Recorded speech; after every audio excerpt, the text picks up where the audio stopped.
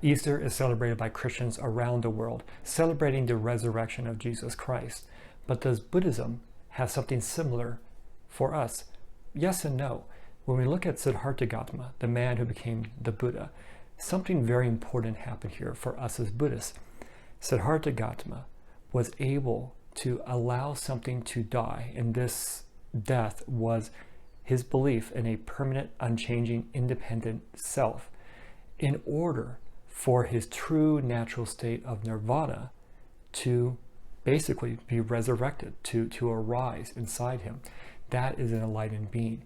So in a way, Siddhartha Gautama did die in order for his true self, if you will, nirvana, to arise. And as an enlightened being, he took that next step as rediscovering the truth, the Dharma, to become the Buddha of our era. So let's look at both the Buddha and Jesus and find a few similarities between the two. Obviously, two separate religions, two separate people, but I think this will be very interesting to see. So let's start off with a very foundational one, and this is going to be the challenges that both of them had. And if we look 500 years before Jesus, this is when the Buddha, Siddhartha Gautama, was alive. He went ahead and meditated for 49 days. And this is where he became enlightened and eventually became the Buddha. This was very important because he was actually challenged. He was challenged by a demon in Buddhism called Mara. And Mara was doing everything he possibly could to prevent him from becoming a Buddha, because Mara thrives on us being ignorant of the truth, because that allows all this unsatisfactoriness, this suffering, this hatred, this anger, this delusion, this ignorance, this clinging, this craving. Mara loves that and has control over us. But the Buddha was able to defeat him. So when Mara saw Siddhartha becoming enlightened, it's like, I'm not going to allow him to be the Buddha. And he tempted him with his 3 beautiful daughters. But the Buddha saw beyond that, because he have understood this concept called dependent origination, causes and conditions, and realized that all conditioned things are impermanent, including himself. So he saw the impermanence of Mara's 3 beautiful daughters. That didn't work. Mara threw his entire army against him. And this was full of demons and other figures trying to stop him from becoming a Buddha. Everything from like arrows being thrown at him. But the Buddha would put up his hand, those arrows would turn to flowers. What was happening here was that the Buddha saw fundamentally beyond his perceptions and assumptions and everything else about what was happening and what he believes, to the true nature of things. And so those things, including Mara, his army, and everything else, could no longer affect him. He saw them for what they truly were. Mara, seeing this, was defeated and left, and he became the Buddha. Siddhartha became the Buddha. With Jesus, we saw that he went out into the wilderness for 40 days. And now both the Buddha and Jesus, they're starving, they're very weak, they're doing these very intensive things, right? And very hungry. So they're in a very vulnerable, challenging states. So also, when he finishes 40 days in the wilderness, the devil in Christianity appeared towards Jesus and say, hey, I see him weak, and let's see if I can tempt him, right? And so he said, hey, turn this stone into a loaf of bread, and it'll fulfill you. Jesus wouldn't do it. The devil said, hey, I can give you everything you see on this earth, power, dominion, control over it. Didn't want anything to do with that. Begone, Satan. And so we saw that for both of them, they were able to fundamentally understand things and see things that we typically don't understand and see. We have so much ideas and beliefs about things that it shapes us, it conditions us. They were just able to see through it. Obviously, 2 separate people, 2 separate religions, 2 separate concepts, but the idea is here, they were able to see through it. And then we see kindness. And I think this is a really important one, kindness and compassion. So with the Buddha, when he was Siddhartha Gautama, now Siddhartha left where he lived and he went off to become a monastic and find the truth. He went through many different teachers, never really finding the truth there. So the very last practice he was doing was barely eating anything. And from most accounts, you've probably seen statues like this. He's just like skin and bones, a walking skeleton, basically, very malnourished. And so he's like, this isn't the way. So he goes to wash himself in the river and gets washed away almost. And so he makes it ashore, just famished. I mean, he is in such a weakened state here that he was about to die. It was not unto Sujata, this maiden, this girl came by, saw him, and was able to give him some milk rice to replenish his energy. And this is where you get that middle way inside Buddhism that the Buddha talked about. That was that crucial moment for him where he realized you can't go to extremes on the path. You have to take care of this body. Yes, this body is impermanent.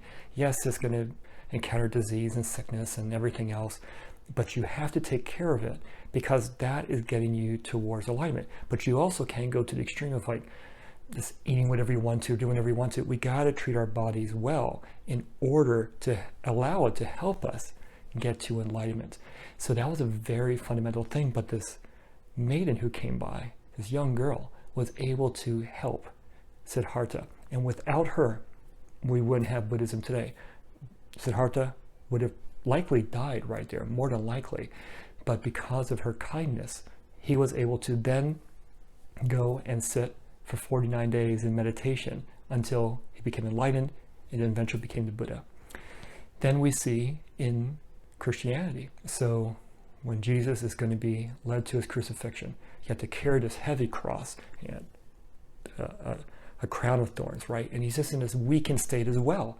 Similar to the Buddha, he's just in this weakened, just beat down state. And he's carrying this gigantic heavy cross.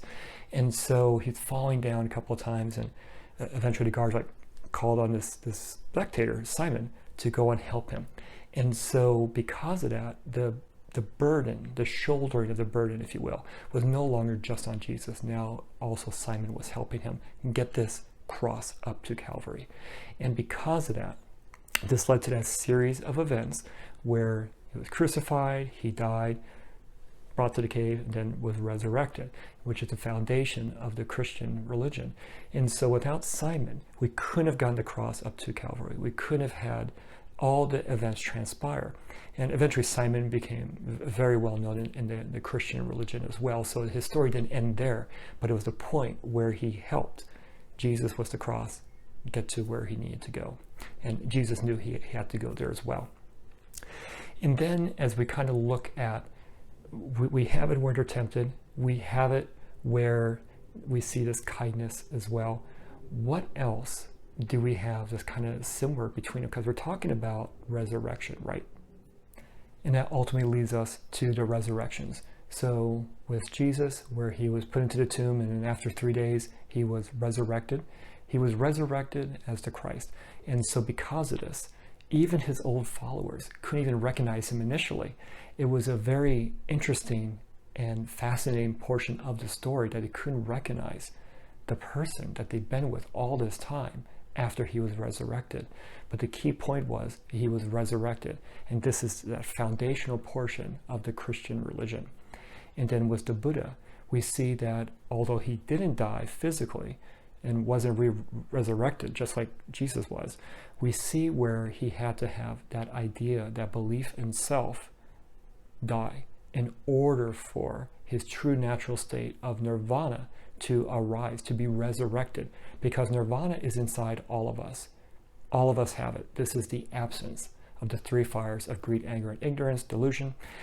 And when we don't have that, we are no longer creating those unwholesome karmic actions which keep us trapped in a cycle of rebirth. That's what the Buddha was able to do. He became an enlightened being, so was his enlightened followers, bodhisattvas, other Buddhas, and they have achieved this. And this is what we all can achieve as well. Nirvana is not some distant place. It's your true self. It is your true self that's absent of greed, anger, and delusion. It is absent of creating these unwholesome karmic actions, creating karmic actions that just keep you bound in a cycle of rebirth. This is where we want to be. And it is what we are. We are just basically a flame in these three fires, or the other analogy is the three poisons. And so whether you're drinking poison, figuratively here, or being burned, these aren't very good states, right? And so the absence of them, just like in our physical world right now, we don't want to be drinking poison and we don't want to be burned. And so the absence of those is good. And so that's where we want to be as well. So the Siddhartha, when he became the Buddha, no longer had that. He was in nirvana. And because of that, it's like that dirty window. You can see clearly now because there's no longer flames. You're no longer poisoned where you can't see. You can absolutely see what's going on. Just like where he's able to see what Mara was trying to do to him, no longer had any impact. Where Jesus saw what the devil was trying to do, no impact. They were empowered and in control of the situation because the prior, if any prior perceptions or assumptions or beliefs were gone because now they saw clearly. And this is what we try to achieve inside Buddhism as well as we walk the Buddhist path. Do you have any questions about Easter and Buddhism? I'd like to hear from you in the comments below, and I hope you enjoyed this. Thank you.